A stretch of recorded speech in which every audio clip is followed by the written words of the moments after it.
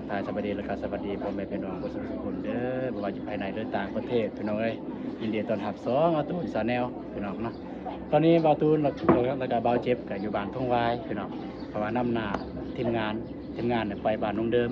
เนาะแต่ว่าบ่าวตูนกับบ่าวเจ็บก็บ่ได้ไปบ้านน้องเดิมมาบ้านทุ่งวายก่อนเพราะว่ามาหาเขตใหม่ครับว่าเพราะว่ามี FC เพิ่นว่ามีครอบครัวที่ทุกข์ยากพี่น้องเอ้ยทุกข์ยากอยู่น้ำขี้ดินเกือกขี้ดินเลยพี่น้องแต่ว่าความเป็นจริงเฮาบ่รู้เนาะก็ไม่แต่ว่าสิไปถามเบิ่งว่าแม่นแท้บ่แบบที่เพิ่นเว้านะก็สิไปถามเบิ่งว่าการเป็นอยู่แนวใดมีครอบครัวบ่หรือมีดินดอนอยู่ไสมีเรือนศาลแนวใดเนาะก็จะไปถามเบิ่งนะกับมาซื่อๆนั่นแหละบ่มีหยังพี่น้องเอ้ยไป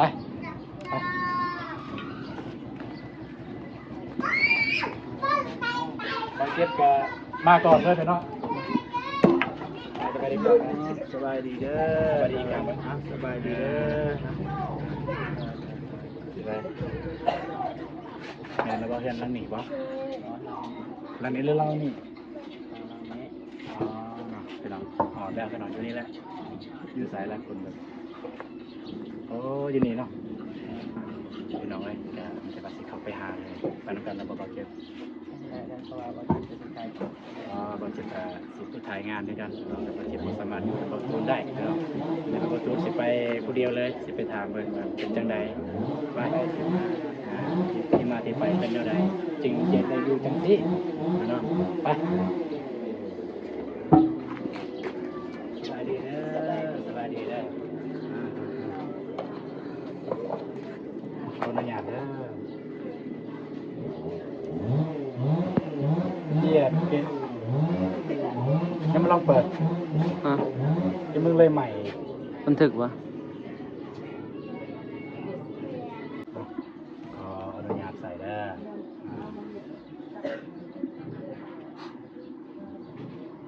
ทักทายสวัสดีก่อนทักทายสบายดีเด้อ MC ทุกคน FC ซื้อจะได้หรอซื้อเมดอยู่กับไปได้อยู่กับผัวกับลูกได้ลูกจากคนมั้ยได้ลูก2คนแล้วผัวได้ไปใส่ผัวเฮ็ดเวียกแล้วเอาเด็กจะมาไปหาเวียกแบบพี่น้องบอกซอยเขาพี่น้องบอกซอยเรียกพี่น้องเรียกอย่างเรียกงานดองเป็นอะไรเป็นส่วนหนึ่งในงานดองร้ายอย่างนี้นะครับซอยมีแต่เฮ็ดเวียกเขาซื้อบ่ได้ซอยหยังก็คือแบบซอยเรียกซื้อแต่บ่มีหยังประกอบส่วนความหมายแบบนั้นเป็นน้องนะครับอันนี้อยู่ใส่บ่นั่งลิ้นบ่นี่บ่เฮ็ดกินเพื่อนครัวเพื่อนครัวแบบนี้เลยตะก้องจับเบิ่ง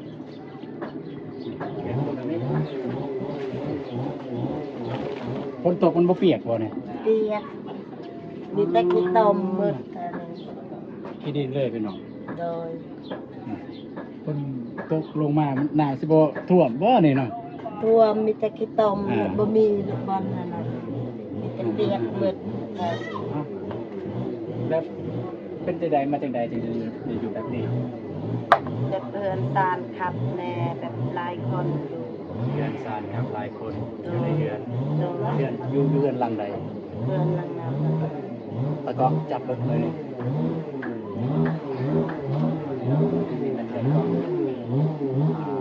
เมฆเนาะกำลังขึ้นตรงนี้เรือนหลังน้อยๆเนาะจักคนนี่ไง14 คน14 คนพี่น้อง14 คนนี่มีภายในครับแบบพวกแม่ยาก็10 คนและคอยก็4 คนแม่ยา10 คนไอ้น้องของผัว10 คนแล้วมีแม่ยาพ่อผู้10 คนและพวกเจ้าอีก4 คน14 คนพี่น้องเอ้ยเนาะ14 คนอันนี้ผู้ใดนี่ลูกสาวลูกนั่งเลยนี่นะอันนี้ผู้กกหัวลำพูล่าเนี่ยพูล่าพี่น้องนี่ผู้กกนี่เป็นแม่มาได้ใส่ล่ะมาได้ใส่ก็ไปซื้อขนม ก็ซื้อขนมกินพี่น้องเลย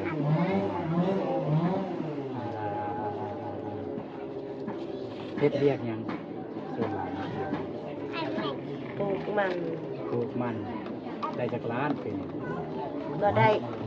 มาได้จากร้านเลย บ่มีแต่ต้องลานซื้อกินข้าว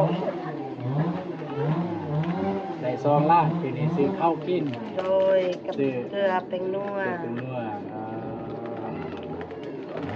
กาแฟเด็ดบ่ ก็ มีกาแฟสร้างครอบครัวได้จากปีแล้ว 3 ปี สร้างครอบครัวได้3 ปีไปแล้วเลยแล้วก็ได้ดูนำกัน2 คนกับครัวไปเนาะแล้วดินดอนตอนอย่างที่เฮ็ดเรียกกันเนี่ยมันชินตัวเองบ่แล้วก็ยืมดินเข้ามา ดินข้าวยืม ยืมเขายืมดินเขามาปลูกมัน โดย ขนาดนั้นยืมดินเขามาปลูกมันอันนี้คือครัวที่ทางทุกซีบอกอะไรทางบ่เจ็บแดทางบ่ตูนแดว่าลงมาเบิ่งให้แหน่ว่ามีครอบครัวทุกข์ยากว่าอยู่น้ำขี้ดินอยู่น้ำขี้ดินนี่เลยนั่นเองพี่น้องนะแต่ว่าก็ครอบครัวก็อยากสมบูรณ์เพราะว่ามีครัวแหน่นะพี่น้องอยู่น้ำขี้ดินเป็นอย่างต้องเป็นอย่างอยู่แบบนี้คือแบบว่าบ่ออกเรือนใหม่เลยลงไปอยู่เรือนใหม่เลย บ่มีทุนและบ่มีเงินสิซื้อ บ่มีทุนบ่มีเงินเนาะ โดย แต่สู่ความยากสู่บ่มีพี่น้องมันก็ยากนำนี่แหละฝนนี่แหละเนาะน้ำฝนมันไหลมาจะถึงนะสิบ่ มีแต่ ตู้ ท่ว ที่ ม ฝุ่นเลย หมด เนาะ เลยอยู่ ท่วมหมดเลย โดย แล้วเรื่องครัวนี่มันมีเรื่องครัวไป แม่ยา เนาะก็คือตะกอบเห็นบ่คือนี่มันเรื่องครัวเรื่องครัวเป็นกระปูแม่ย่าแนวลูกไผ่อันนี้ลูกไผ่ลูกไผ่เป็นลูกไผ่กบเลยนะมันบ่อันนี้ลูกไผ่กบจากมันจะถือบ่เดินลูกไผ่กบนะแต่มาอยู่นี่แต่เนื่องจากว่าอยู่เรือนใหญ่เนี่ยแบบมันคับมันแคบเนาะอย่างน้อยเนาะต้องได้มาอยู่นี่ก็คือสิแม่นตอนมาอยู่นี่เนี่ยต้องแบบว่าแยกเป็นเพิ่นว่าสองค แย รอบ ก ครัว เงินครัวตามครอบครัวอยู่นี่ 3ครอบครัว โดย พี่น้องเรือนเราน้อยๆ3ครอบครัวพี่น้องเนาะ แปลกนะแปลกที่สุดเลยเรือนน้อยๆแต่3ครอบครัวพี่น้องอยู่ในเรือนนะเนาะก็คือทุกข์ยากเนาะ โดย แต่ว่าทางเฮาก็สู้อยู่บ่เนี่ยเฮ็ดอยู่บ่เวียกงาน เฮ็ด เฮ็ดแต่ว่าบ่ได้เนาะ บ่ได้ เฮ็ดทั้งครอบครัวเลยทั้งผัวทั้งเมีย โดย ลูกกันเข้าเฮียนแล้วบ่ลูก ข้าว เรียนห้องใดแล้วลูก นี่ดอก เรียนห้องใดแล้วล่ะห้องป .5 ห้องป .5 พี่น้องเอ้ยเรียนห้องป .5 พี่น้องห้องป .5 ก็ทำเรื่องสุดโตเลยเนี่ยเพราะว่าเมื่อกี้ในทำมาว่าเอามาสร้างครอบสร้างตัวได้จักปีแล้วทางเคยเมตเป็นว่าเพิ่นสร้างแล้ว3 ปีแต่ว่าลูกนี่เรียนห้องป .5 แล้ว วันนี้ลูกกับความอันนั้นพวกของ โอ้คือเรียนมี2ผัว โดย ตอนแรกก็มีผัวที่1ได้นักกีฬาฮั่นเลยได้ปะกันกับผัวฮั่น โดย เป็นหยังต้องปะกันกับผัวเก่า ปะกันแนวแบบบ่ถือกันนะแนวบ่แม่นเอาผิดกันก็บ่แม่นมีแต่แบบไปทางไฟตังมันเลย ก็คือจะว่าง่ายๆซะก็คือไปน้ำกันบ่ได้พี่น้องเอ้ยเนาะก็คือไปน้ำกันบ่ได้ก็ต้องไปแยกกันแต่ว่าจบกันด้วยดีแล้วเนาะผัวเก่าก็เลยได้มาสร้างกับผัวใหม่ เลย สร้างผัวใหม่ก็ได้ผู้นี้เวลานี้ เลย แนมกล่องละลูกเบิ่งกล่องแล้วก็สอนเนาะปวดเลยจนจะทุกอย่างขาดแคลนเลยนี้พี่น้องเอ้ยทางบอลตูนเองก็บ่ได้มีหยังจะมาเบิ่งซื่อๆเบิ่งคุมเป็นจริงเป็นอะไรคือเรื่องครัวนี่เป็นเรื่องครัวของพ่อปู่แม่ย่าแล้วก็มีครอบครัวอีก2ครอบครัวในเรือนครัวนี่แม่นบ่ เลย แล้วก็ทางเอื้อเพิ่นก็ต้องได้มาอาศัยอยู่ข้างเดินมาข้างมันทางหลังนี่ ข้างเขาข้างเรือนครัวมีเตาไฟอยู่นี่ก็คือบอลนี่ยังเกิดนี่เนาะบอลมาปงเงาะปงยางอะไรอยู่บนนี้เนาะเวลาดึงเขาดึงยางจะซอยเขาอยู่บนนี้กินเขาอยู่บนนี้เป็นอะไรถ้าก็กลางคืนเนี่ยพวกนี้เนี่ยให้เป็นไร มีแต่ปะอยู่นี่ ผู้ย่านโดนโจรมาหลักเขาบอกพวกนี่พวกหมอพวกยังนี่พวกบ่วง ยานทั้งยานเขาแบบเขาใส่ยาเบื่อยังใส่น้ำใส่เขากินของยากใส่หม้อใส่ถ้วย กับแม่นั่นเนาะมันโล่งเลยไปเลยกับประเดี๋ยวมาได้แอมมาได้ยังแต่มีสัมปกติยังแอมโอเคอยู่เนาะคือพวกเขาไปอยู่ในหันเลยเป็นยังไงห้องน้ำของเฮาบ่แล้วห้องน้ำของ ของพวกแม่ย่า ห้องน้ำพวกแม่ย่าเด้อเราไปถนัดคือห้องน้ำคิดว่าไปเฮ็ดอยู่หันเด้อห้องครัวห้องน้ำอยู่ว่าห้องน้ำไปเฮ็ดเรือนครัวบ่ได้กินมันจึงแค่นี้ก่อนอยู่นี่นะอยู่นี่มันก็โพดอีกเนาะเป็ดไก่งัวควายสามารถย่างผ่านไปได้เลยพี่น้องเนาะทางนี้ตอนแรกแม่ได้ยินเบาเจ็บเว้าเฮาก็บ่อยากเชื่อปานใดเนาะว่าเพิ่นอยู่น้ำขี้ดินเกือกขี้ดินเฮาก็บ่อยากเชื่อเนาะเนาะเพราะว่ามันก็เป็นไปได้ยากแล้วเนาะสมื้อนี้เนาะเป็นไปได้ยากแล้วสิมีคนอยู่ขี้ดินนะแบบเฮ็ดกินเฮ็ดยาอยู่ขี้ดินแทนเฮือนแทนศาลนะเปิดมาลงตัวเองแม่นเลยพี่น้องเป็นยากอี อันนี้ก็คอยมุนเองเราแบบนึ่งข้าวนึ่งน้ำบ่เป็นคันพอนตอกก็นึ่งเอง กลัวเด็กคือบนนึงคือบนนึงให้ มันมีแต่ใบไปนอน ไปนอน โดย โอ้ผัวไปนอนใส่นอนป้าเนาะ นอนตาน อนป้าคือแบบไปหากินหายาแถวป้า โดย ในป้านะครับสู่ลูกสู่เมียกิน แต่บ่ได้ แต่บ่ได้มีงานมาไปแต่ละทีบาจูนกับบ่มีงานบาเจ็บเอาไปใส่แล้วบาเจ็บใส่บาเจ็บไปเอาขนมก่อนเนาะให้กีฬา2 คนเนี่ยตอนนี้รู้สึกว่าอยากได้ยังลายที่สุดในเรื่องตัวเนี่ย มีแต่จักได้เฮือนครัวกับเขาวกิน เรื่องตัวกับเขากินเกลือเป็นนัวแล้ว อยากได้อยู่แต่แบบขอบ่ได้นั่นแหละ ได้เดี๋ยวไปขอบ่ได้เนาะพี่น้องเอ้ยโอเคบาจูนแต่บ่มียังลายพี่น้องก็ถามเพิ่นก็อยากได้เดี๋ยวบ่ได้ก็อยากได้อันแรกคันเฮาบ่มีเนาะในเฮือนครัวแบบว่าที่อยู่แบบมั่นคงพี่น้องเอ้ยเนาะก็เป็นว่าขาดแคลนเขาพี่น้องว่าการดินอยู่อาศัยดินคนอื่นเนาะอาศัยดินคนอื่นไปเฮ็ดสวนเฮ็ดไร่อาศัยดินคนอื่นได้เท่าไหร่ล่ะ2 ล้านเนาะ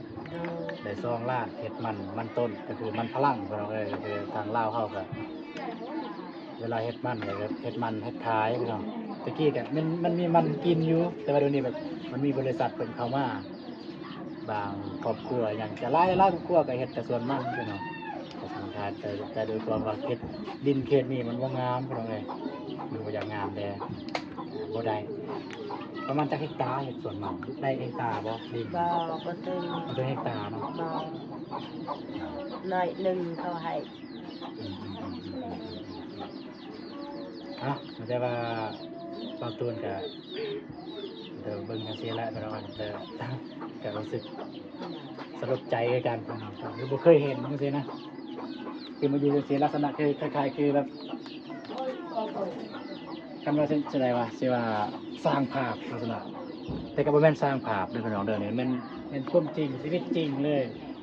เพราะว่าอยู่เรือนหลังใ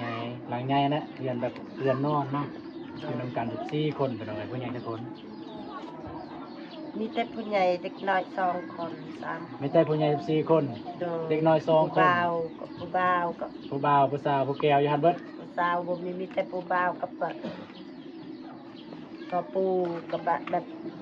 ก็คือ น้องผัว ก็คือสิว่าง่ายๆซะคืออยู่ในเรือนมีแต่ลูกชายแม่นแต่ลูกชายเนาะพี่น้องก็คือ พ่อปู่ดกพ่อท่านพ่อปู่แม่ย่าดกลูกดก ไปน้องเพราะว่าหลายคนทั้งกบติบ่ว่ากันพี่น้องทางเบาตูนเองก็เป็นแบบไอ้น้องหลายคนเนาะก็บ่ว่ากันว่าแตะกี้สมัยแตะกี้พ่อแม่สมัยแตะกี้นะก็สิเราจะได้ก็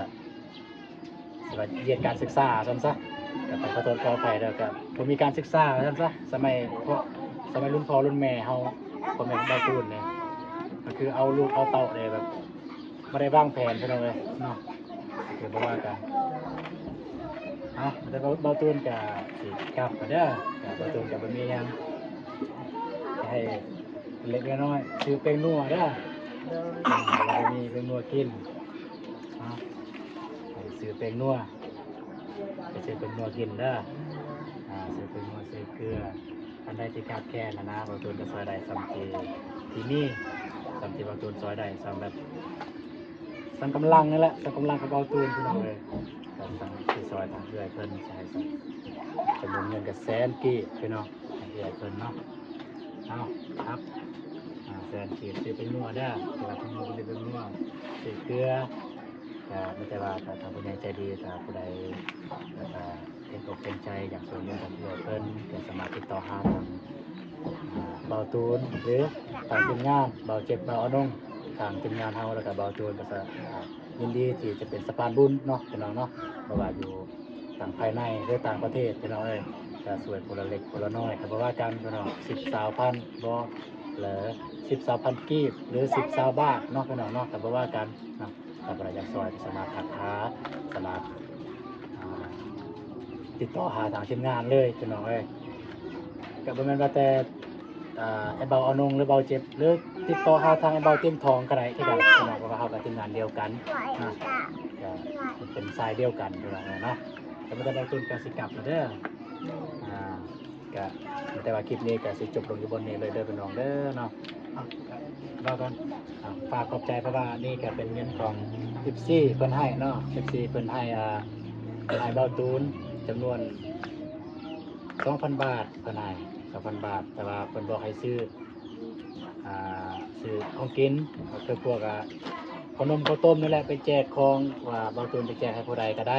ก็แต่เบาตูนได้แจกแล้วก็ซื้อทางให้เบาอนงแต่เบาตูนยังบ่ทันได้ไปซื้อก็มีแต่ว่าสิเอาเงินเพิ่นก่อนให้นะแล้วก็สิเอาเงินเบาตูนแทนไซแล้วก็ไปซื้อทางคันใดไปซื้ออยู่ในเบาอนงมีแต่ว่าจะมื้อหน้าถ้าเบาตูนได้มาก็สิซื้อเกลือซื้อนัวมาให้เด้อซื้อพริกเวลานี้ก็คันเกลือนัวยังมีอยู่ก็เอาไว้เก็บไปก่อนคันมียังจำเป็นซื้อยุกซื้อยาลูกให้บ่อะไรจังซี่ก็ซื้อยาให้ลูกเด้อแต่ว่ามื้อหน้าเบาตูนมาใหม่ก็เบาตูนสิซื้อเกลือเป็นนัวมาให้เด้อฝากขอบใจเพิ่นนะขอบใจเพิ่นขอบใจขอบใจจะได้ก็ได้ผู้ใหญ่ใจดีเลยขอบใจผู้ใหญ่ใจดีรักอะไรก็ได้ขอบใจเพิ่นขอบใจเด้อผู้ใหญ่ใจดีที่ช่วยให้โลกให้ลานบ่ให้เจ็บบ่ให้ไข้ให้หังให้มีให้ร่ำให้รวยอนาคตต่อไปสาธุสาธุสาธุเนาะก็น้อยก็คือบอตูนแต่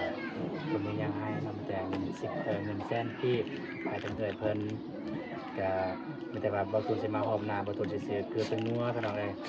มีแต่ว่าเงินนี้ก็ทำไมไอ้เพิ่นเก็บไว้พี่น้องเดี๋ยวลูกเก็บลูกใครบ่ก็ได้ซื้อยุกซื้อยาพี่น้องซื้อจำเป็นเนาะโอเคสำหรับคลิปนี้ก็ต้องขอบใจทางผู้ใหญ่ใจดีเนาะที่ทางแม่ทิพย์เป็นอยู่เยอรมันเป็นฝากเงินทางเบาตูนเป็นบอกว่าเป็นให้เบาตูนมีก้อนลูกมีก้อนลูกมีก้อนมีก้อนมีก้อนมีก้อนมีก้อนมีก้อนมีก้อนคือมีก้อนมีก้อนตั้งลูกจะเรื่องเนาะยังไม่ได้ยินเสียงไปหรอกจะบอกกันก็ต้องขอบใจทางผู้ใหญ่ใจดีทางแม่พรทิพย์เพิ่นอยู่เยอรมันเป็นฝากเงินทางเบาตูนขอบใจแต่เพิ่นเสื้อมั่นเบาตูนแล้วก็ขอบใจแต่เพิ่น ลักษณะเป็นอุดหนูนเบาตูนให้เบาตูนมีงาน แต่ว่านี่ก็เป็นงานแรกเลยของเบาตูนจะแบบได้รับเงินโดยตรงเลยเป็นส่งมาให้พี่น้องเอ้ย 2,000 บาทถึงอยู่เงินลาว1 ล้าน 1 ล้าน2แสนกีบพี่น้องเนาะขอบคุณใจทางเอื้อยเพิ่นขอเอื้อยขอให้แม่ทิพย์สุขภาพแข็งแรงนะครับคนเงินประทานสิ่งใดขอได้สิ่งนั้นเด้อน้องสาวถูกเนาะเอาสำหรับคลิปนี้กับเวลายายห้างพี่น้องเอ้ยกับเราจะจบคลิปนี้สิเขาจบอยู่บนนี้เลยเด้อพี่น้องเนาะจะไม่ได้ว่าเจอกันในคลิปต่อไปพี่น้องเอ้ยขอกล่าวคำลาสบายดีเด้อเนาะ